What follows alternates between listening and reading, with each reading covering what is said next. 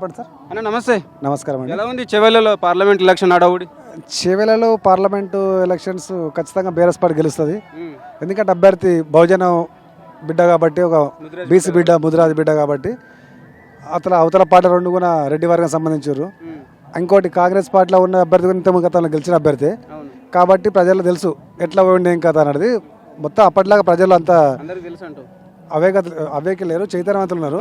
Observe చేస్తారు ఎట్లా రాజకీయాల్లో ఏం కథ, రాజకీయ ఎట్లా డబ్బులతో ముడిపడి ఉన్నాయి, సామాన్ ఎట్లా రాజకీయం చేయాలి వద్దా అనేది అబ్జర్వ్ చేస్తారు.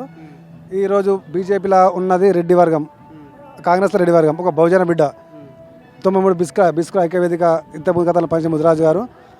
అందరూ ఖచ్చితంగా ఎంత మెజారిటీ వస్తుంది కాసాని జ్ఞానేశ్వర్? ఖచ్చితంగా 2 లక్షల మెజారిటీ వస్తుంది అని అనుకుంటున్నాం. తెలంగాణ వ్యాప్తంగా 17 లోక్సభ స్థానాలు ఉన్నాయి కదా, ఎన్ని స్థానాలు బీఆర్ఎస్కి వస్తాయి? బీఆర్ఎస్కు 12 రావచ్చు.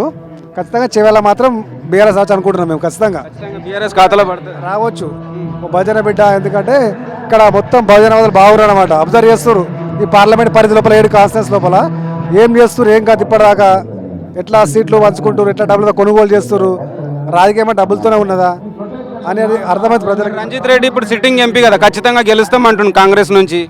ఇప్పుడు రంజిత్ రెడ్డి గారు గతంలో ఏం పని చేసిర్రు అందరు తెలుసు. అధికార పార్టీ ఉన్నప్పుడు, ఇప్పుడు అధికారం గురించి ఇంకో పార్టీలోకి పోయిండు, అది ఎట్లా కూడా ప్రజలకు తెలుసు.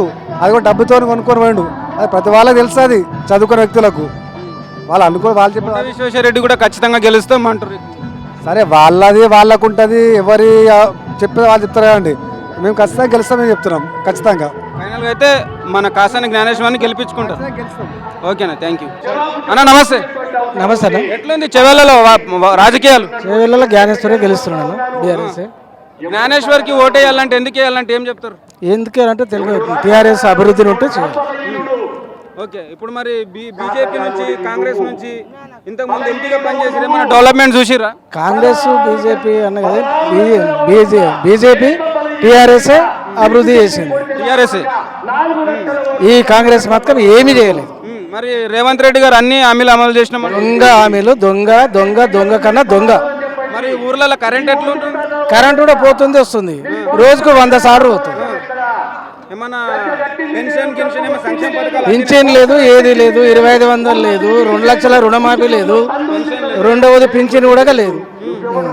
ఇచ్చిన అదే కేసీఆర్ ఇచ్చిన పింఛన్ ఉంది. కేసీఆర్ గవర్నమెంట్లు చూసారు కదా, ఏ గవర్నమెంట్ మీకు మంచిగా అనిపించింది? టీఆర్ఎస్ గవర్నమెంటే బాగుంది. మళ్ళీ బీఆర్ఎస్ రావాలని రావాలనే కోరుకుంటున్నాం. ఓకేనా, థ్యాంక్ యూ. ఇప్పుడు ఆపరేషన్ లేకుండానే మోకాళ్లకు ప్లాస్మా ట్రీట్మెంట్, మీ ఆర్థోపెటిక్ సమస్యలన్నిటికీ రోబోటిక్ టెక్నాలజీ ద్వారా తక్కువ ఖర్చుతో శాశ్వత పరిష్కారం, ఫ్రీ కన్సల్టేషన్, ప్రతి ట్రీట్మెంట్ పై 20% డిస్కౌంట్. ఈ ఆఫర్ కొద్ది రోజులు మాత్రమే, త్వరపడండి. V9 hospitals 9281465842.